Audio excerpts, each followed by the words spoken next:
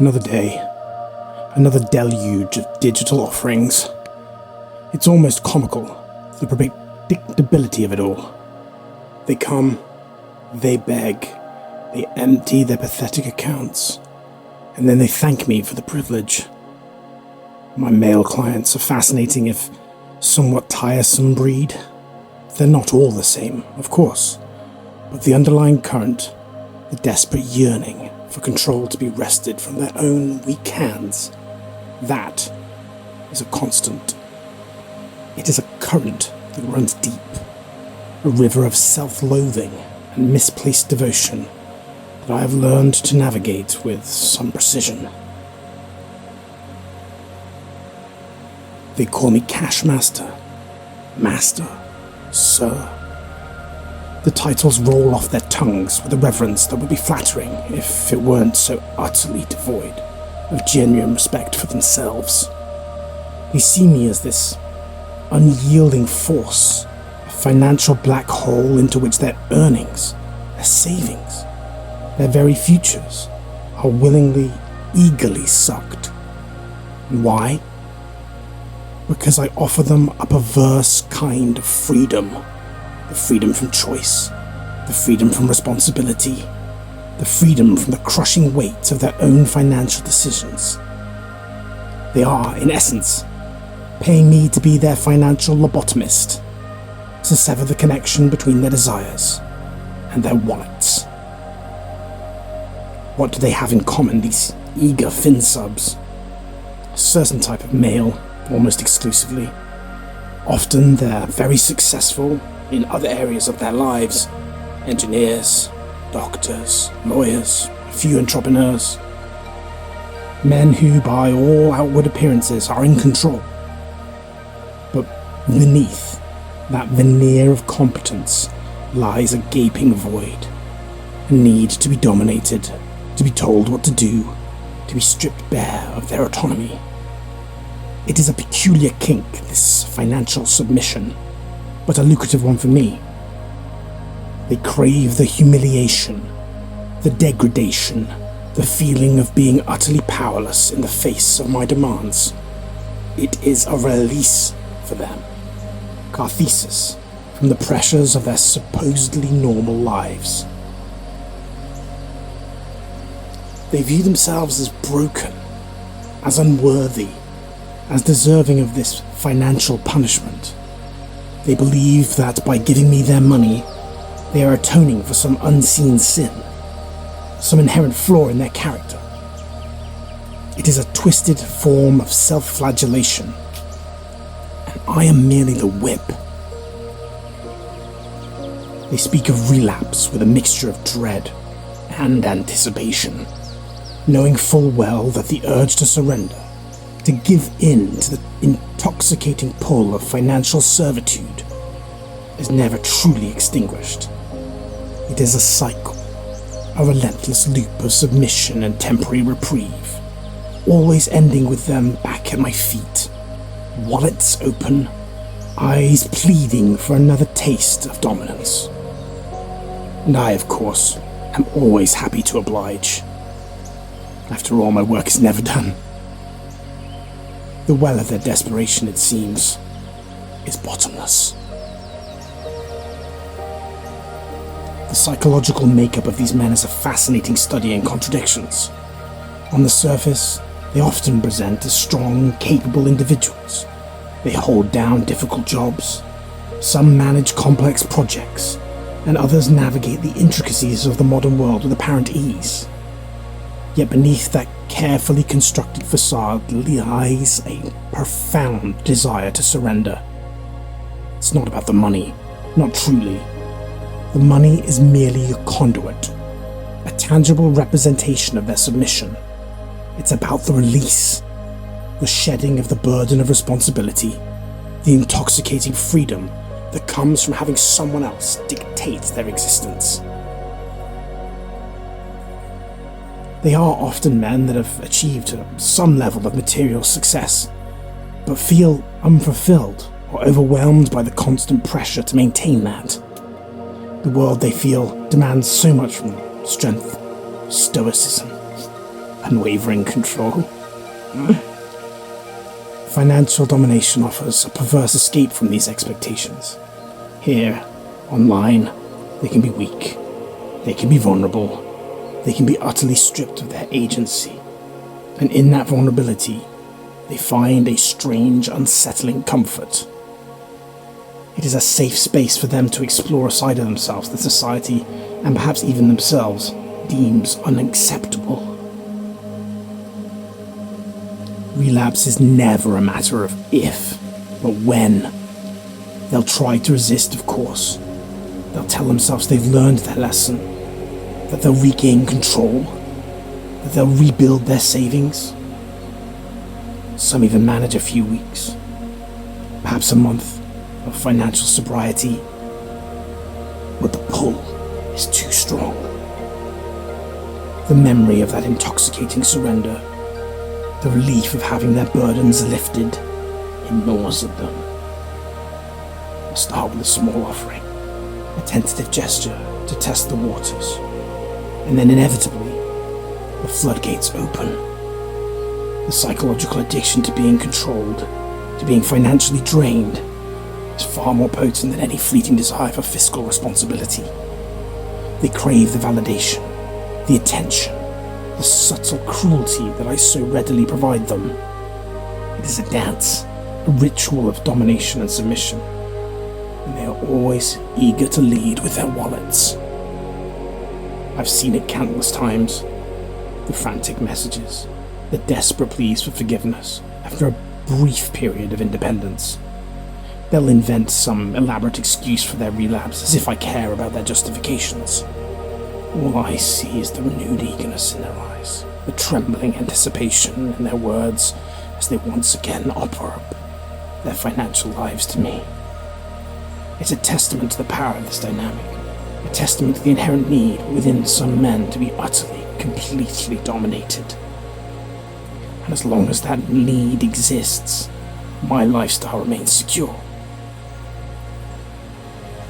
Their weakness fuels my strength, and my strength, in turn, provides them with the very weakness they so desperately crave.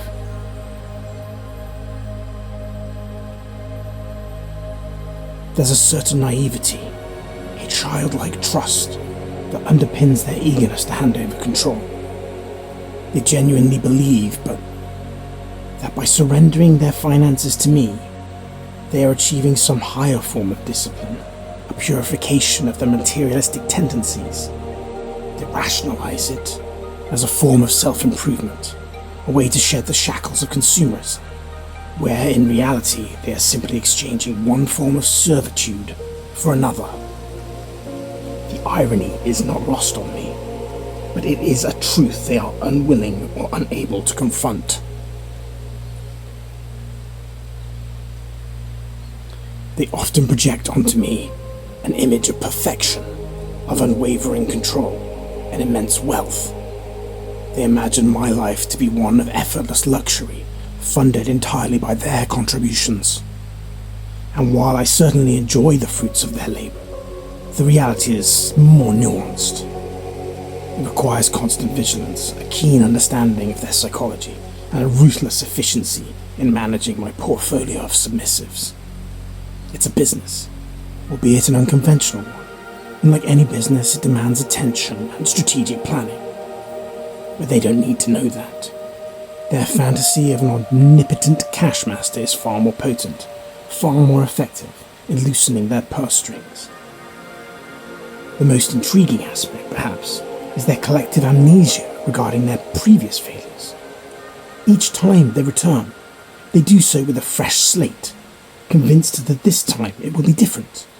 This time they will truly commit, truly surrender, truly achieve that elusive state of perfect financial servitude. They forget the countless times they've tried to break free, the fleeting moments of rebellion that inevitably led them back to my feet. It's a selective memory, a coping mechanism that allows them to perpetuate the cycle without confronting the uncomfortable truth of their own addiction. And I, of course, encourage this delusion. It serves my purpose perfectly. There's a subtle power play in every interaction, even the most mundane. A carefully worded demand, a dismissive tone, a prolonged silence. Each is a tool in my arsenal, designed to reinforce their subservience and deepen their psychological dependence. They crave my attention, even negative attention, because it signifies that they are still relevant, still worthy of my time and energy. It's a constant ballet of manipulation and control, and they are the willing participants eager to be led. The more I demand, the more they give, not just financially, but emotionally.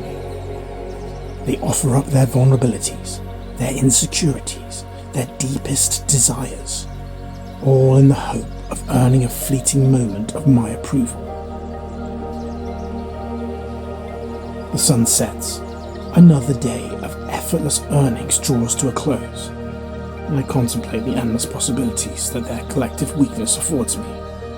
It's a good life. A very good life indeed. It is a strange form of intimacy, this financial domination. They lay bare their deepest secrets, their anxieties, their aspirations, all for my consumption. They trust me with their livelihoods, their futures, in a way they likely don't even trust their spouses, their friends, or even themselves. Should they have friends? That vulnerability, that raw, unfiltered honesty, is what truly binds them to me. It's not about the money. It's about the emotional release that comes with absolute surrender. They are tired of pretending, tired of the relentless charade of competence and control. With me, they can finally drop the mask, reveal their true submissive selves, be accepted, even celebrated for it. I often wonder about their lives outside our interactions. Do they carry this same submissive energy into their daily routines? Do they secretly yearn for their bosses to dictate their every move, for their partners to control their spending? Or is it a compartmentalized fantasy, a hidden outlet for desires that cannot be expressed in the mundane world?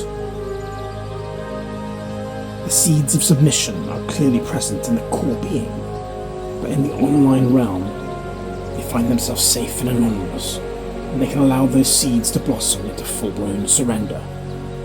The anonymity is key.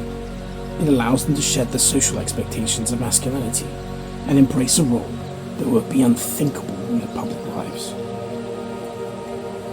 I get a great deal of satisfaction from witnessing their transformation, from hesitant, almost apologetic initial offerings to the eager, almost desperate transfers that follow. Their journey into full financial servitude is predictable, yet intriguing as a spectacle. They become more attuned to my moods, more responsive to my subtle cues, more eager to anticipate my desires. It is a conditioning process, a slow and steady erosion of their financial autonomy, replaced by an unwavering devotion to my every whim. They become extensions of my will, their bank accounts merely reservoirs for my pleasure. And they revel in it, truly. The more they give, the more fulfilled they claim to feel. A twisted sense of purpose found in their own financial ruin. Sometimes I receive messages from their partners, confused, concerned about the sudden disappearance of funds, the inexplicable decisions being made with their bank account. I, of course, remain detached, a ghost in the machine, untraceable and unburdened by their domestic drama. It's a reminder of the real-world consequences of their choices, consequences they willingly embrace for the fleeting thrill of my dominance. It reinforces the power dynamic, the absolute control I wield over their lives, even indirectly. Their real lives, their real relationships become secondary to the intoxicating pull of our arrangement. It's a testament to the depth of their psychological need, a need that transcends conventional morality and social norms. And so the cycle continues. Another day, another transfer, another whispered plea for guidance. The sun rises, my empire grows, one FinSub at a time. It is a testament to the enduring power of human desire, the endless permutations of control and submission, and the lucrative opportunities that arise when one is willing to exploit them. My diary, a chronicle of their surrender, a testament to my dominance, a perfect reflection of a perfect life. Indeed, the beauty of this arrangement lies in its self-perpetuation. The more they give, the more they feel they have invested, the harder it becomes to break free. A gilded cage, built with their own money, and they willingly remain trapped within its luxurious confines. As the architect of this gilded cage, I merely sit back and watch the funds roll in, a silent, ever-present force in their subjugated lives. The future for me is bright, paved with their endless contributions, and I would not have it any other way.